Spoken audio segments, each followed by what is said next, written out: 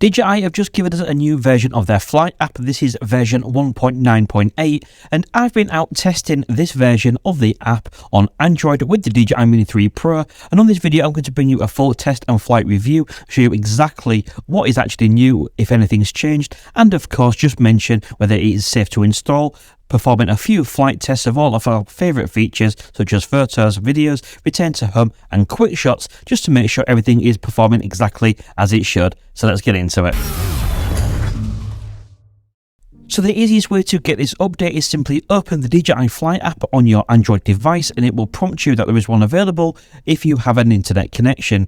Now this is all about adding support for the DJI Goggles Integra and the DJI RC Motion 2 controller, supports streaming goggles live view via the DJI Flight app, and it has fixed certain issues and optimized overall app quality. So if we just do take a quick look at the new offering from DJI, as you can see there, this is basically some new goggles and the new motion controller 2, which of course you'd like to think is improved from the previous version. Now if you do have DJI Avata and you have bought one previously, you might be quite annoyed that DJI have actually launched a new product or updated the offering after you have just recently purchased what you have. However, DJI have added a statement on their website basically saying that if you have purchased a DJI Avata combo before this certain date, they will offer you a discount to upgrade to the new motion controller 2. However, they don't actually go as far as to say exactly what that discount is, but of course if you do know, let me know in the comment section below. So first of all, we're going to look through some of the menus to see if there's anything new, and there is, but some of it is going to be covered in another video, but I'll mention that shortly. Of course, a shooting mode we have is JPEG and RAW. I do know a popular request is to shoot in RAW only. I'd personally like that myself, but unfortunately DJI haven't given us this on this update. Going through all of the exposure settings, that menu all looks the same. Now if you do have the DJI Mini 3 standard model and you have updated the firmware, you will see that they have now added this 48 megapixel option in the shooting settings for photo, which is obviously a great option. DJI Mini 3 Pro owners obviously had this anyway, but it is absolutely great news that it has now come to the standard DJI Mini 3. So looking through the menu system, everything else looks exactly as it should, with nothing particularly new jumping out at me.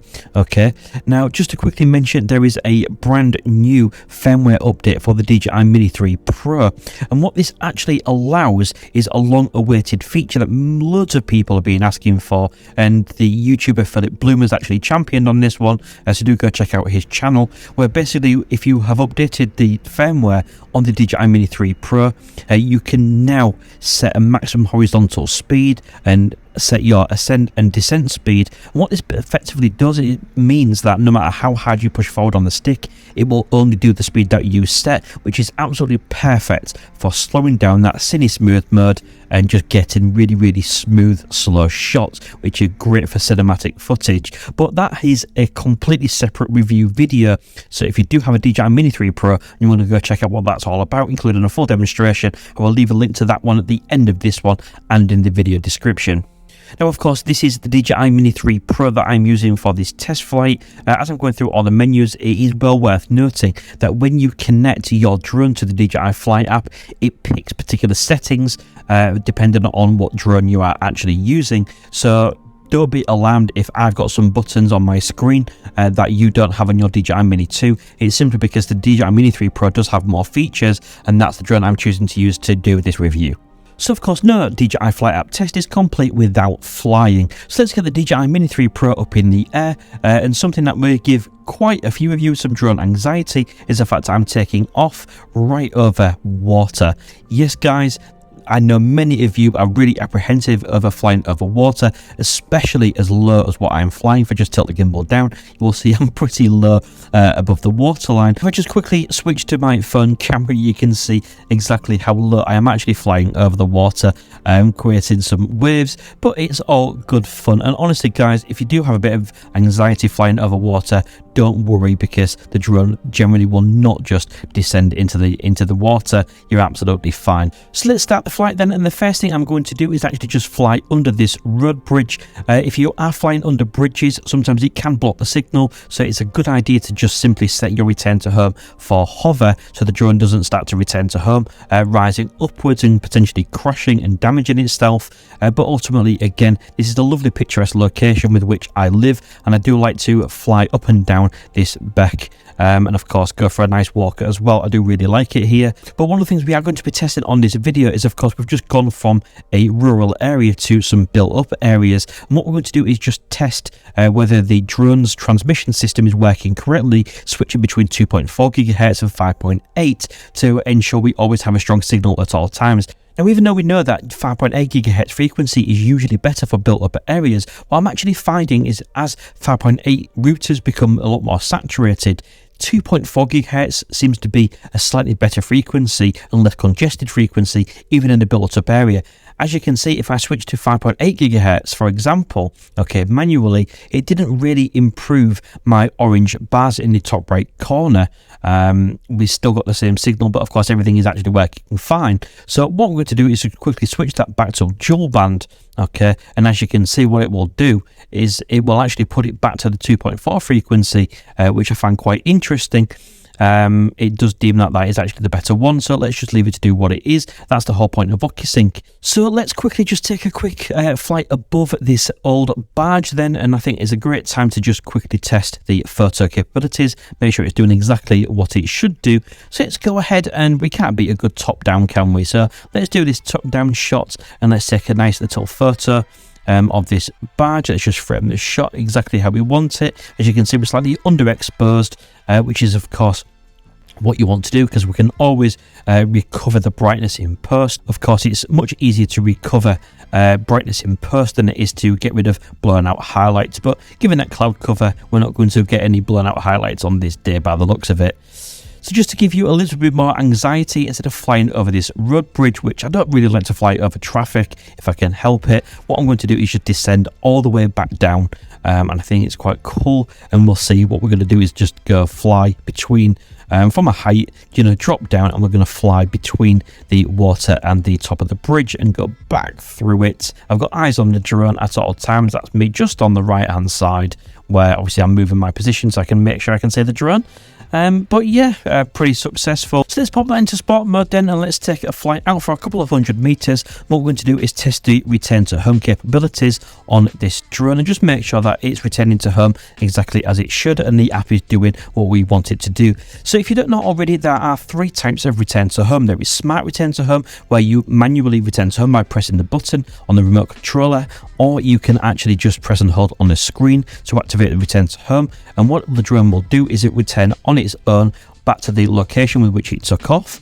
There is also a fail-safe return to home, so if you do happen to lose connection, what will happen is the drone after 11 seconds will establish there is no longer a link between itself and the controller, and then what it will do is it will make its way back to the home point on its own once again. So that is a really cool feature as well. If you ever do lose connection, confident in the fact that the drone can actually return to you. And the third type of return to home DJI drones offer is low battery return to home. So if you do wander a little bit too far and your battery starts getting a little bit too low, the DJI Fly app and the drone will tell you that you're a little bit too far. We think you should return to home now, so it will start returning to home. Of course, you can cancel that, but of course it can be a little bit intrusive. Of course, it does depend. You might have a tailwind on the way back, so you'll get back a little bit quicker and save battery. But ultimately, it's nice to know that there are 3 different types of return to home, and I have covered these on a previous video. I might link to that one.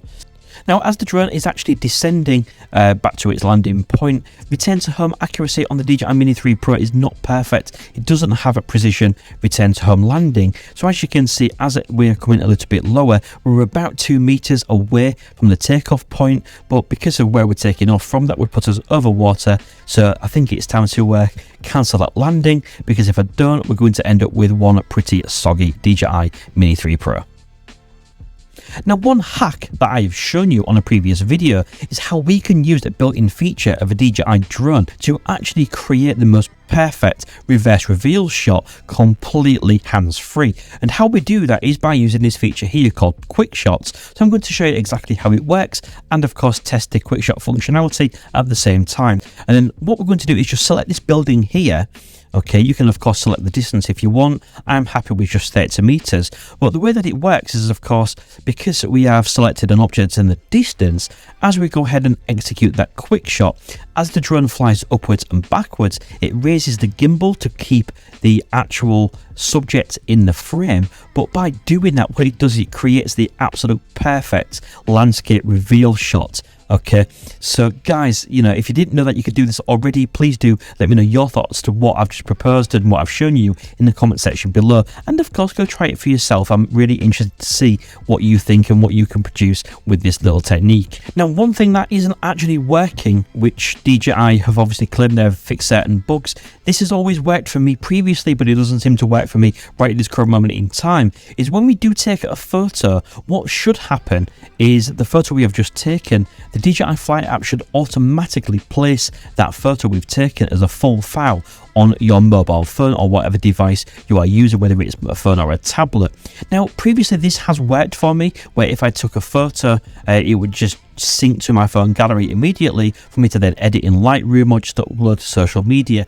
However, since this update 1.9.8, that does not seem to be working, so hopefully DJI might return and fix that in the next update.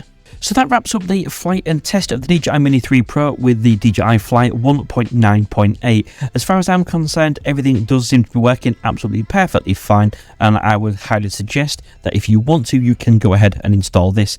But one thing I will mention is if you are currently happy with all of your features on your drone and it works perfectly fine, there is nothing wrong with staying exactly as you are. So of course that wraps up this video. If you did find it useful, please do give it a thumbs up. If you want to see more tests just like this one on the channel, subscribe and hit the bell notification to be notified when I do post my latest update videos. And of course, until next time, see you again soon.